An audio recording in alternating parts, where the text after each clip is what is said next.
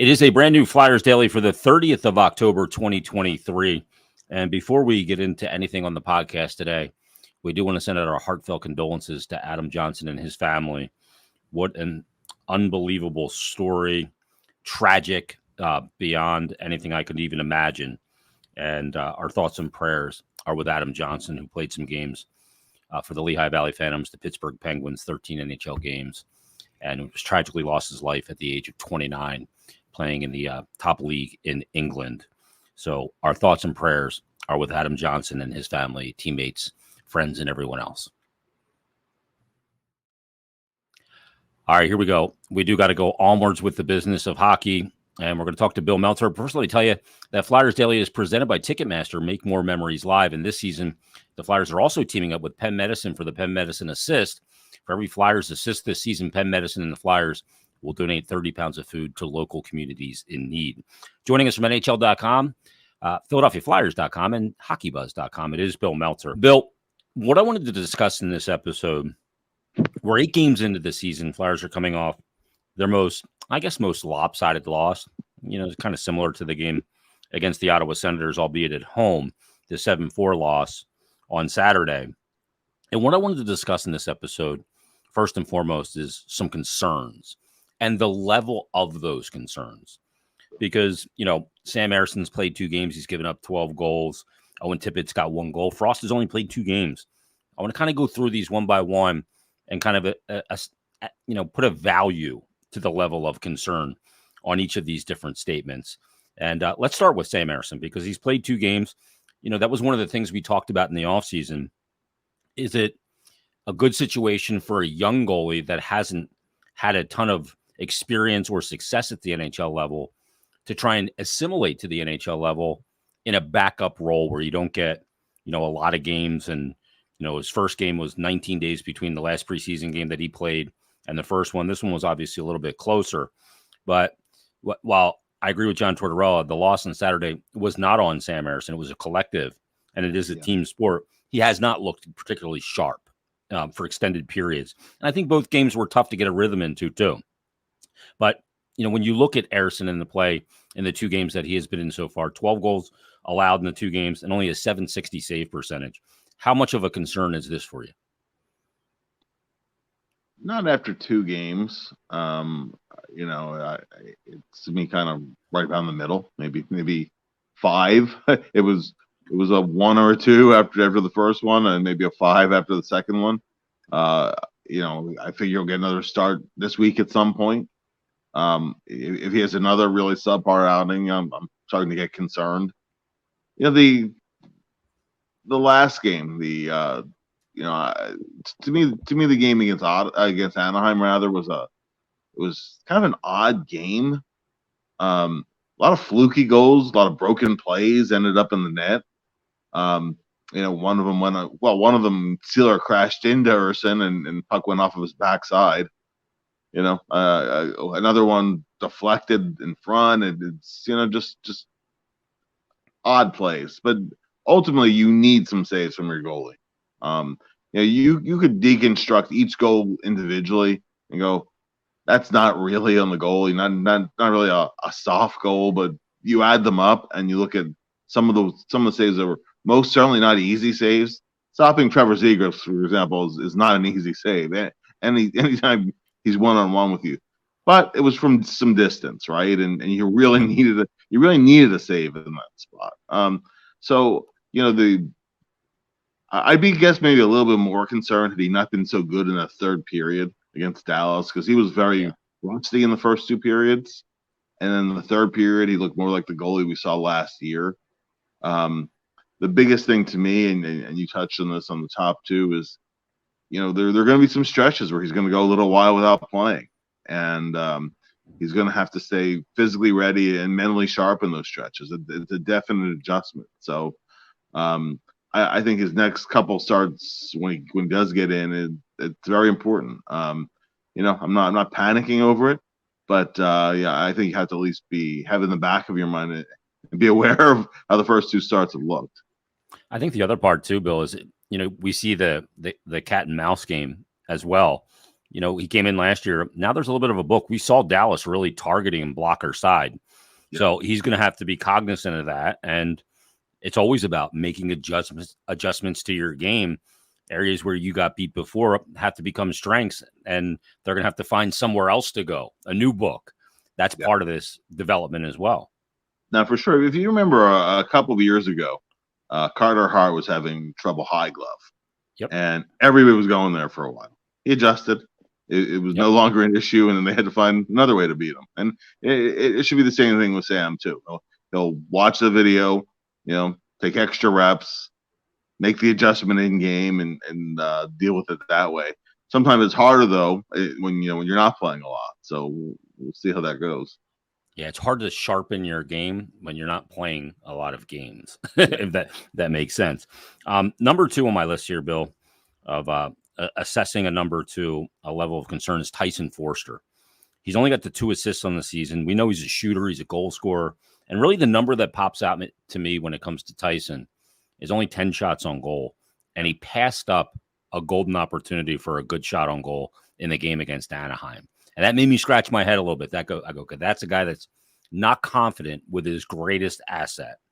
And, is that a situation where you go, okay, maybe he should come out for a game? That's where you bring Frost back in. We'll discuss that. But how concerned are you with Tyson Foerster? I don't think he's been a net negative player. I just don't think that – I think that players that are used to scoring goals, when they're not, it can frustrate them. Yeah. I think Tyson has been kind of low event. Honestly, going back to the preseason, going back to rookie camp, even the 2 rookie games, he does need to shoot more, but I think a bigger issue has been getting to the scoring areas to get the shot, to get the looks in the first place. He did in Saturday's game very much have a really good look at the net and passed up the opportunity, which does speak to low confidence. But I think if you look at the last 2 games on the whole, he's actually had some scoring chances. Took a puck straight to the net on one of them.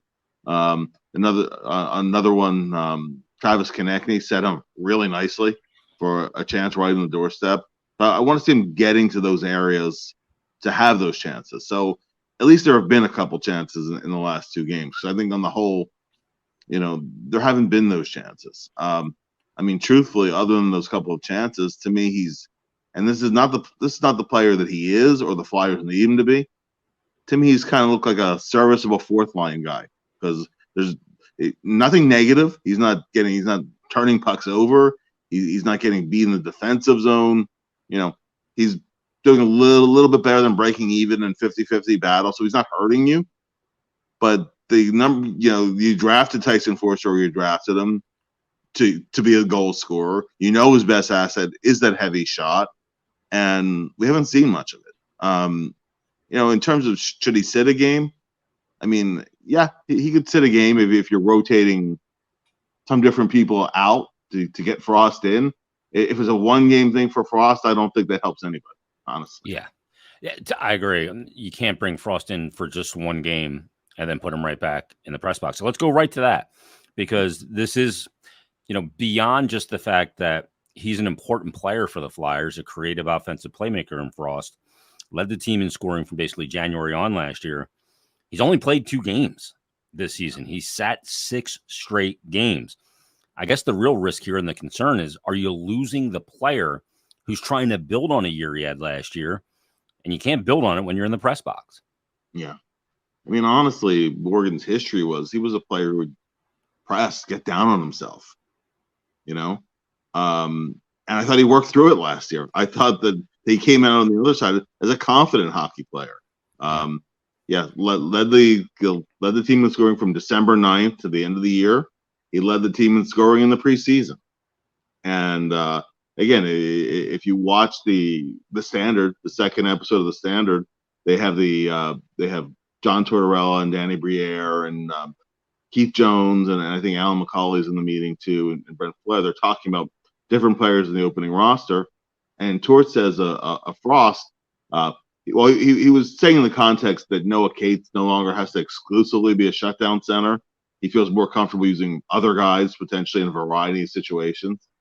And Tort says you have to give Frosty credit. He grew in that area, meaning as a two-way player, a lot last year. And I think it's Jonesy had, and he had a good camp. And Torts agrees, yeah, he had a good camp. I mean, he led the team in scoring in the preseason too. It is what it is. I mean, he sat the last 6 games. That's a long period of time. You can debate the necessity of it, or whether the part of others were playing better could be say others were playing better, but others were not, right? So some were not, which I think is a more accurate statement. But at any rate, once you get him back in, I think he needs to play for a while. He's never been in the situation. He's never sat for an extended period of time, even the NHL level, where he's just sitting. So this is a whole new thing for him. I don't know how he's going to respond. I mean, it would be great if the next time he plays, he gets a couple of assists, maybe a goal the game after that. And okay, well, he's kind of back where he finished last year. I don't know. We'll see how that goes. So I do have some concerns about it because he's had some confidence issues at points in his career. So yeah, let's just dip him backwards, is what you're saying. Yeah. I think there's a fear of it until he proves otherwise. So I think kind of in that 6, maybe 7 kind of range. I mean, I have a little bit of concern about it. Yeah, I do as well. Another guy that, in talking about Tyson Foerster, a shooter, is Owen Tippett. And, he's flashed more versatility in his game than I think a lot of us knew he had. First, it was when they first acquired him, the ability to get up and down the ice with that big frame. And then last year, turning into that power forward, 27 goals, and a guy that maybe just could finish a little bit better. And he's certainly a 30-goal guy. He's shooting at 3.2% this year. He's got 31 shots on goal, but just the 1 goal, which came on the breakaway on that breakup play from Cam Atkinson against Minnesota. Do you have any concern? I mean, he's on the year, he's got 5 points. He's got a goal and 4 assists. His passing, I think, has been deft. I think he's defended well. I really don't have much concern here that he hasn't scored because he's the type of guy that will be streaky. And when he starts scoring, it may come in bunches and he'll catch up to his pacing really quickly. No, I totally agree. I have no concern in that regard. He's making a lot of plays, made some really, really nice passes. Cam Atkinson has several goals because of really nice plays that Tippett made. Tippett's had a ton of shots on goal lately. I worry more when, like in the first 2 games of the season, Tippett was having all kinds of problems putting pucks on the net. Yeah. He'd have open looks and he'd put it way wide or way over the net. Right now, he's just in a stretch where just not going for him, and that's okay. That'll come around. One thing I would like to see with Tippett, we'll see in the games that are coming up here. One thing last year, and it was a criticism that was levied against Frost too, and with some justification. I'd like to see Tips start scoring against some of the better teams in the league. Last year when you look at Tips' 27 goals, almost 2/3 of them were against non-playoff teams. He had a hat trick against Buffalo. He had 4 goals against Columbus. He had 4 goals against Montreal. He had 2 of them against Chicago. 2 of them, or at least 1 against Anaheim, maybe 2. So that's more scoring than not came against the lower end teams. For the Flyers to start climbing the standings, they're going to need games like the Carolina game, right? Yeah, Rangers, Devils, yeah. Those are games where you're going to need some goals from Owen, and he's completely capable of it. So I think that's the next step. Just when there's maybe a little less time and space, finishing some of those plays. But but his ability to take the puck to the net, he's he's playing, I think, with a pretty high degree of confidence, even if it's been a little bit up and down. So no concern, and I think he'll be just fine, and probably pretty soon. He'll probably go on a goal scoring binge for a few games, and that it becomes a non-issue. Yeah, maybe he scores even tonight against Carolina. We'll see. Bill, next one is the overall execution of the power play. Right now, it's ranked 20th in the NHL. It's moved up quite a bit. It was at 5% before the couple of goals the other night. It's at 14.8% right now, which still needs to be improved. Yeah. But where are you on the power play Is it a personnel combination issue? Is there some scheme that they're not taking advantage of? Where's your level of concern when it comes to the power play? Because we talked about that's got to improve. I think they were at 16% last year. Yeah. And when you're last in the NHL 2 years running, it's a concern until you prove it's not a concern. It's nice that they've scored power play goals in back-to-back games. They can't have these stretches where they're going 1 for 20, over 20. The 2 games ago was their first 5-on-4 goal, because before that the only one was a 5-on-3 in the Ottawa game. So clearly it's a concern. They're doing certain things better, but they've been better on entries, for example, on the winning the face-off when it starts. Winning that instant possession. That's obviously a huge thing. Mm-hmm. Keeping pucks in. The last game actually, Konechny got one from center slot. That bumper to center slot area where a lot of top teams that really good power plays score a lot of their goals from. Flyers don't get very many at all from there. They also need to make other teams respect their point shot more. Yeah. You can take away everything down low if you're not afraid. The guys out the point are gonna burn you. If you remember back in the Ottawa game, the Flyers were just daring them to shoot from the point and chicken burn them twice. Yeah.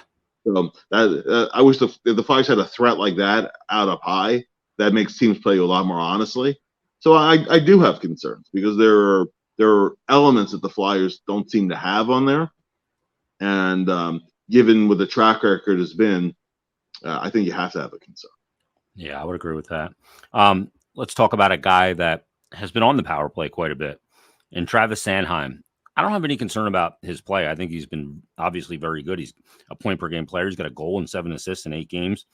But the reason why I asked this is because he's second in the NHL in average time on ice at 25.59. Yeah. Does that workload eventually, catch up to him? And is that too much for him? I mean, we're 8 games in, so it's not a big sample size yet. And he's only behind Drew Doughty. Drew Doughty's been playing over 26 minutes a night since basically he came into the league. Is that workload, is that sustainable? Is that a concern? I think it is. He's still, young enough to be in the prime of his career. He's in the best shape of his career. The other night in the Minnesota game, and part of it was because he was out on the ice when we got caught on a couple of really long shifts late in the period. But he had 20 minutes by the time the second period was over. Yeah, 20:03. Yeah. And but the third period, he was really, really good in that third period. So it wasn't like he wore down in that game. If he had injury history, or if he was 33, 34 years old, I'd be concerned about the number of minutes he's logging now, how it might affect him later on. I think right now he's still at a point, he can take those minutes. I'm glad he's taking those minutes and doing well, because the question was who was going to take those minutes. Yeah. And he's answered that question and doing really well with it. Yeah, we thought it was going to be more by committee. We didn't know it was going to be Travis Sanheim. This next, I'm going to lump these two together because they're similar in some ways, and that's Couturier and Atkinson. Couturier's got 2 goals, 5 assists, 7 points, averaging just under 20 minutes a night. Is he going to hit a wall at some point? I thought he would have hit it already. Yeah. I thought some adrenaline would have got him out of the gate, might have hit a wall, and then you'd see his game slowly round into form, but he's just looked steady Eddie right across the board. Atkinson, same thing. Except Atkinson's got 5 goals, 3 assists, 8 points.